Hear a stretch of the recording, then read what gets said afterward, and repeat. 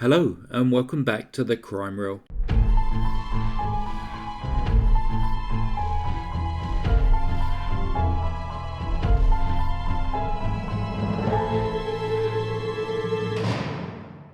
For this week's true crime story, we shall be investigating the crimes of Vaughn Greenwood, who was also named the Skid Row Slasher. Vaughn Orrin Greenwood was born in 1944 in Pennsylvania. Little is known about his childhood and upbringing other than he was in and out of foster care throughout his younger years. At the age of 13, while still in 7th grade at school, which is the equivalent of year 8 in the UK, he ran away from his Pennsylvanian foster home and hitchhiked across the country to California. He spent the following few years drifting between Chicago and the West Coast, riding the trains across the country on this 2,000-mile journey. He earned a living through completing odd jobs, never staying in one place for very long. In 1964, at the age of 20, Vaughn Greenwood committed his first known murder. A 64-year-old homeless man by the name of David Russell was found on the steps of the Los Angeles Public Library. His throat had been cut and there were numerous stab wounds across his body. Less than 24 hours later, the body of 67-year-old Benjamin Hornberg was found in the second-floor bathroom of a dingy hotel where he lived. Again, the victim's throat had been slashed from ear to ear and there were numerous stab wounds on his upper body and head. The police immediately saw similarities between the two killings and believed that they had a serial killer on their streets. However, the murders stopped as abruptly as they had started, and the investigation into David and Benjamin's deaths soon ran cold. Vaughn Greenwood had returned to Chicago, and unknown to the Los Angeles Police Department and unconnected to the Los Angeles murders, he had been arrested and imprisoned for a knifing assault in May 1966. Greenwood had demanded cash from a man, Mance Porter, following a sexual encounter in a hotel. When 70-year-old Mance refused, Greenwood slashed his throat and stabbed him repeatedly. When Mance screamed for help, the hotel manager, William Pump, ran into the room where he was also attacked and stabbed by Greenwood. Both of the victims survived to testify at the trial. Vaughn was convicted of 2 counts of aggravated battery and sentenced to prison terms of 8 to 10 years and 4 to 5 years, which were all declared to run concurrently. He served just 5.5 years of his sentence at the Joliet and Menard Correctional Facility in northern Illinois.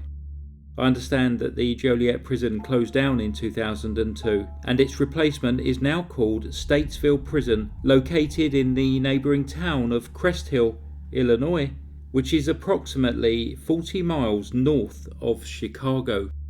Greenwood was released on January the 3rd, 1973, at which point he once again decided to travel to the west coast of America. Following this, there have been no crimes that could be attributed to Greenwood until December 1974. However, in reality, many others believe that there may have been many more victims during this period. On the 1st of December 1974, Greenwood returned to the Skid Row area of Los Angeles, where he murdered 46-year-old Charles Jackson. Charles was an alcoholic and drifter and was murdered in the exact spot that David Russell had been found 10 years earlier. Just 1 week later, on December the 8th, Greenwood murdered 47-year-old Moses Yakinak. Moses was knifed to death in a Skid Row alley. LAPD linked these killings to the 2 that had taken place 10 years earlier and knew that they had a serial killer roaming their city. Only 3 days after the murder of Moses, another body was found. The victim was 54-year-old Arthur Dahlstead, who was found outside an abandoned building, again in the same area, with his throat slashed and multiple stab wounds. The killings continued, and on the 22nd of December 1974, 42-year-old David Perez was found in some shrubbery very close to the Los Angeles Public Library, where both David Russell and Charles Jackson had been previously found. After 18 days without another body, police investigators were starting to question whether the killer had disappeared again. But then on January the 9th, 1975, it brought the discovery of another victim. Kazimierz Strawinski was found murdered in his room at the Pickwick Apartment Hotel on South Grand Avenue, which was a stopover for transients. He was 58 years old. 8 days later, on January the 17th, the body of 46-year-old Robert Shanahan was discovered by a hotel maid in his room at the McDonald Apartment Hotel on South Valencia Street, with a bayonet protruding from his chest. The final victim in the Skid Row area was 49-year-old Samuel Suarez, who was found in room 528 at the Barclay Hotel with his throat slashed and numerous stab wounds. At this point, Greenwood changed his hunting ground, moving from LA's Skid Row to Hollywood. On January the 29th, 1975, he stabbed George Frias to death in his own apartment. George was different to Greenwood's other victims. He was not a drifter and worked as a secretary at the Los Angeles Hilton Hotel. He lived in a modern apartment block which had a swimming pool in a much nicer area of town. Vaughn Greenwood had moved away from Skid Row, and now it felt as though no one was safe. The Los Angeles Police Department promised the most concentrated effort since the Manson killings. Then, just 2 days later, he killed Clyde Hayes in his own apartment, 1 block north of Sunset Boulevard. All of the so-called slasher victims had their throats cut from ear to ear and had multiple stab wounds. There was also evidence that Greenwood drank the blood of his victims. They were all posed ritually, and he left cups of blood and rings of salt around their bodies. Greenwood also removed his victims' shoes and left them facing towards their bodies. These rituals that were frequently performed have led to some people questioning whether these murders were in some way linked to Satanism. Los Angeles police had by now formed a profile of their suspect. They described him as a white male in his late 20s or early 30s, 6 feet tall and approximately 190 pounds. Ultimately, this police profile did not help with their case, as Vaughn Greenwood was a 32-year-old black man. He was also further described as a sexually impotent coward who was venting his own feelings of worthlessness on derelicts and down and outers, as he strongly identifies with the people he kills and is trying to resolve his inner conflicts by turning his wrath and hatred outwards. They correctly assumed that he was a poorly educated loner. The change in method of his crime would ultimately lead to Greenwood's downfall. On February the 2nd, 1975, he invaded the Hollywood home of William Graham. He assaulted William with a hatchet. Unknown to Greenwood, William had a house guest, Kenneth Richer, who rushed to William's aid. In the ensuing commotion that followed, Kenneth and Greenwood fell through a glass window, enabling Greenwood to escape. Later that same evening, Greenwood attempted to break into the home of Hollywood actor Burt Reynolds. During this break-in, unbelievably, Greenwood dropped a letter that was addressed to himself in the driveway. This gave the Los Angeles Police Department the break that they were looking for. Police arrested Greenwood, charging him with the attempted burglary and assault. They then searched his home and found a pair of cufflinks that had been stolen from his 10th victim, George Frias. On January 1976, Vaughn Greenwood was indicted on 11 counts of murder. While awaiting trial for these 11 murders, Greenwood was convicted of assaulting William Graham and Kenneth Richer, for which he was sentenced to 32 years in prison. He then stood trial for the murder of the 11 men.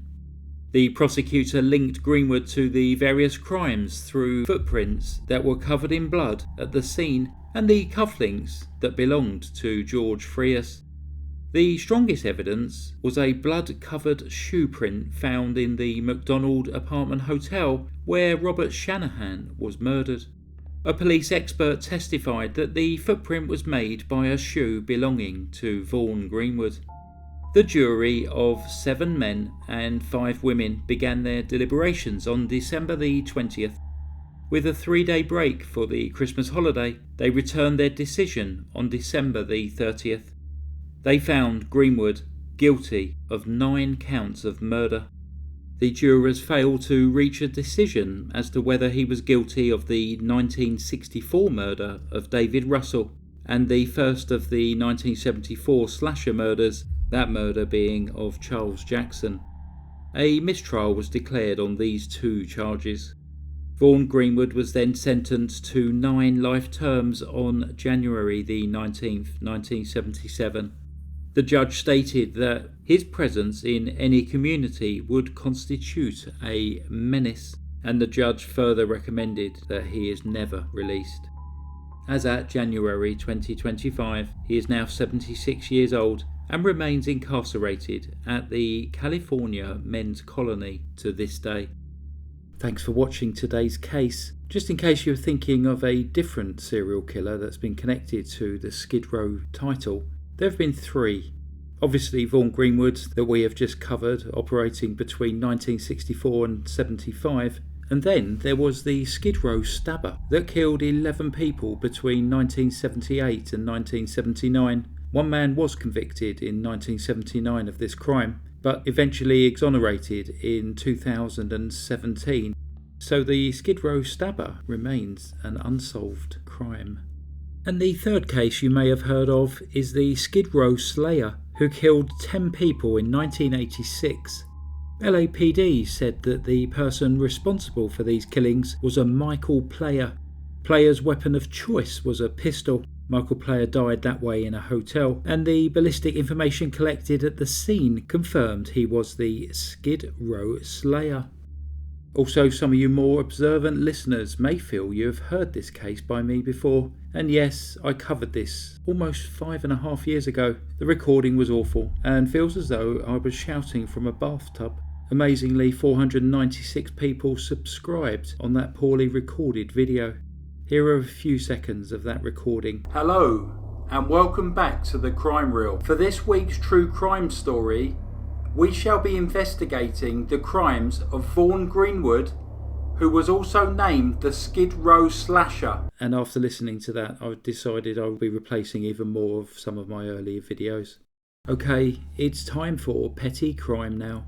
A long-time listener called Dee has sent in her cat, Sakura. They both live in London, and Sakura even listens to my videos whilst Dee is knitting and crocheting.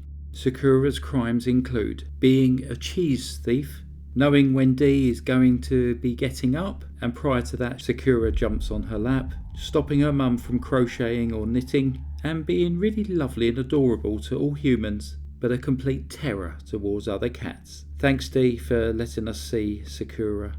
And as I've missed a couple of weeks of petty crime, here is an extra petty criminal for you. Jared, who if it's who I think it is a great commenter. Jared has sent in his cat, Bree.